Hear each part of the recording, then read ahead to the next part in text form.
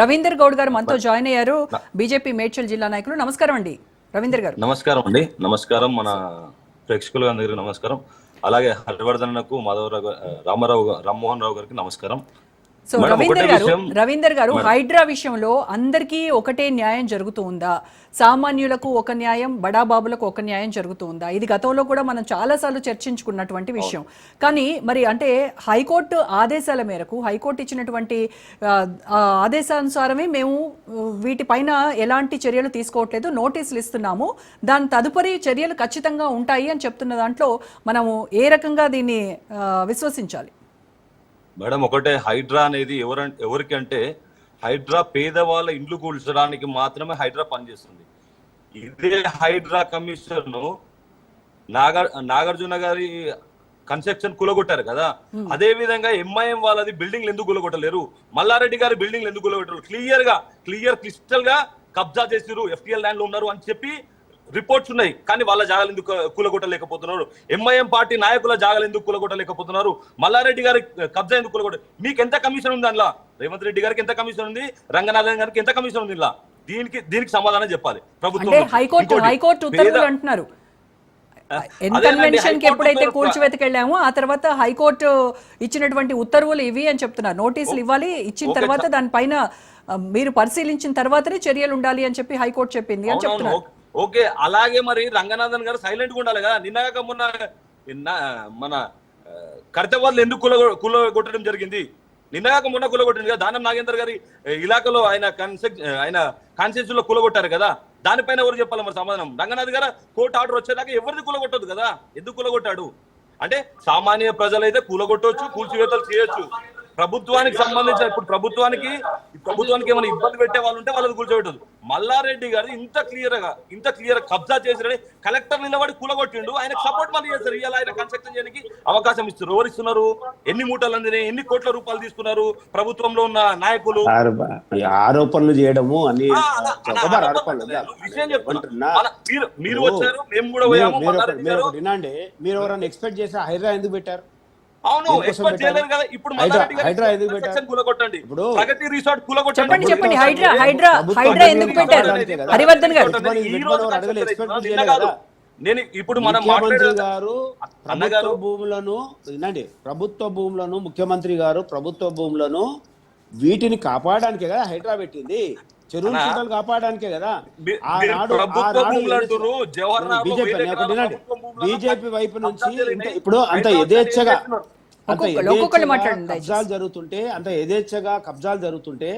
యథేచ్ఛగా చెరువు కుంటలు కబ్జాలు జరుగుతుంటే, ఇంత కడుతుంటే మరి బిఫోర్ ఎందుకు మాట్లాడలేకపోయారు? సూపర్, మీరు చాలా బాగా చెప్పారు. గతంలో ఇవన్నీ ఇప్పుడు కూలగొట్టినవి కదా, గతంలో ఇచ్చిన పర్మిషన్ ఎప్పుడు ఎందుకు కూలగొట్టారు వాళ్ళకి?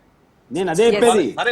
వాళ్ళు ఏమంటున్నా టిఆర్ఎస్ ప్రభుత్వంలో సోదరా నేను చెప్తే, నేను ఇది మీకు కొంత టైం పడుతుండొచ్చు తప్ప ఇది కోర్టు ఏదైతే ఆర్డర్ ఇచ్చిందో దాన్ని ఫాలో అవుతూ మ్యాపింగ్ చేసి, మీరు ఏదైతే ఖైరతాబాద్ గురించి చెప్పారు, ఇప్పుడు చౌరస్తాలో కూడా నిల్లు కడుతుంటాడు అంటే అది కట్టేదాకా అవుతామా? అంటే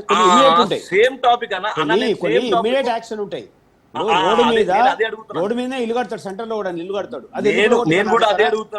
కాదు కదా, రోడ్డు మీద కట్టే వాటికి ఉండే యాక్షన్ వేరే పక్కకు కట్టుకునే దానికి మనం ఎప్పుడైతే మ్యాపింగ్ చేసి ఏదైతే ప్రభుత్వ భూమి ఉందో, పట్టా భూమి ఉందో దాన్ని సెపరేట్ చేసిన తర్వాత చేస్తారు. రేపు ఏమైతే అవును మీరు మ్యాపింగ్ లేకుండా మీరు గూగుల్లో చూసి ఎట్లా కూలగొడతారు అంటారు రేపు. అందుకే ఏంటంటే ప్రభుత్వం సో మ్యాపింగ్ కి సర్వేకి మీకు టైం పడుతోంది.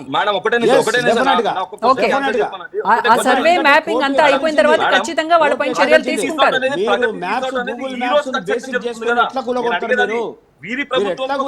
అడగడం జరిగింది. అందుకే మీరు సర్వే చేశారా? సమగ్రమైన సర్వే చేసి సర్వే మ్యాపింగ్ తో మా దగ్గర రండి. మేము ఎక్కడ కూడా హరణ గారు ఇప్పుడు ఈ రోజు స్టిల్ నౌటే ఈ రోజు కూడా కన్స్ట్రక్షన్ జరుగుతుంది. ఎన్లా అదే కుంటల కన్స్ట్రక్షన్ జరుగుతుంది కాబట్టి నేను ఇప్పుడు ఇంట్లో మాట్లాడుతున్నాం, రాజ్ న్యూస్ లో మాట్లాడుతున్నాం. దానిపైన చెప్పండి, దీనికి ఎవరికి కమిషన్లు వచ్చాయి, దీనికి ఎవరు తీసుకున్నారు? ప్రభుత్వం దృష్టికి వచ్చిన తర్వాత మీడియా ఎప్పుడైతే ప్రభుత్వం దృష్టికి తీసుకొచ్చిందో దీంట్లో ఇన్వాల్వ్ అయినటువంటి అధికారుల మీద ఇన్వాల్వ్ హరివర్ధన్ అయినటువంటి గారు. పని డెఫినెట్ గా చర్యలు ఉంటాయి, డెఫినెట్ గా చర్యలు ఉంటాయి. చర్యలు ఎంత తీసుకోవాలి. పెద్దోడైనా కానీ చర్యలు తీసుకోకుంటే పెద్ద ఎత్తున ప్రసక్తే లేదు. చర్యలు ఎవరన్నా కానీ హరివర్ధన్ గారు, సొంత అంటే పార్టీ నేతలు హైకోర్టు కానీ, ఎవరన్నా చెప్పేంత వరకు కూడా మీకు మ్యాపింగ్ చేయాలి, సర్వే చేయాలి, అది నిజంగా FTL ఎక్కడ ఉంది అనేది మరి మీరు తెలుసుకోకుండానే మనకు మిగతా వాళ్ళ మీద తెలుసు, పడి కూల్ మనకు చేశారు తెలుసు. అవన్నీ. కానీ వాళ్ళు ఏమంటున్నారు, మీరు ప్రభుత్వంలోకి వచ్చిన తర్వాత మ్యాపింగ్ చేసి హైకోర్టు చెప్పేంత వరకు మీరు ఎందుకు మరి ఇలాంటి ముందు మీకు అలాంటి ఆలోచన రాలేదా? సర్వే చేయాలి, మ్యాపింగ్ చేసుకోవాలి. గూగుల్ మ్యాప్ NRS నుంచి రిపోర్ట్ తీసుకున్నారో, ఒక నిమిషం, NRS ఎప్పుడైతే NRS నుంచి తీసుకున్నారో, అది నేషనల్ సెంట్రల్ గవర్నమెంట్ సంబంధించిందే, NRS నుంచి తీసుకున్న మ్యాప్ కానీ అదే విధంగా ఇంకొక ఏది మన మ్యాపింగ్ వచ్చేసి గూగుల్ నుంచి తీసుకున్నది. ఈ రెండుతోని ఈ కార్యక్రమాలు చేపట్టిన తర్వాత హైకోర్టు రంగనాథ్ గారిని హెచ్చరించింది. ఏంటంటే మీరు స్వతహాగా రెవెన్యూ నుంచి మీరు సర్వే చేసి పకడ్బందీ మ్యాప్తో మీరు రండి, మేము ఎవరికి కూడా స్టేలు ఇవ్వము, మీరు గూగుల్ మ్యాప్ లో చూసి కూలగొడితే మేము ఊరుకోము, నిన్ను రోజు పిలవాల్సి వస్తుంది హెచ్చరించింది. ఆయనకు వార్నింగ్ కూడా ఇవ్వడం జరిగింది. అందుకే ఏంటంటే ఈ సర్వే మ్యాపింగ్లు అన్ని కూడా జరుగుతున్నాయి. కుంటలు చెరువులు ఎన్నున్నాయో మీకు ప్రకటిస్తారు, గవర్నమెంట్ పరంగా ఎంతెంత ఆల్రెడీ వెబ్సైట్ రైట్ అండి.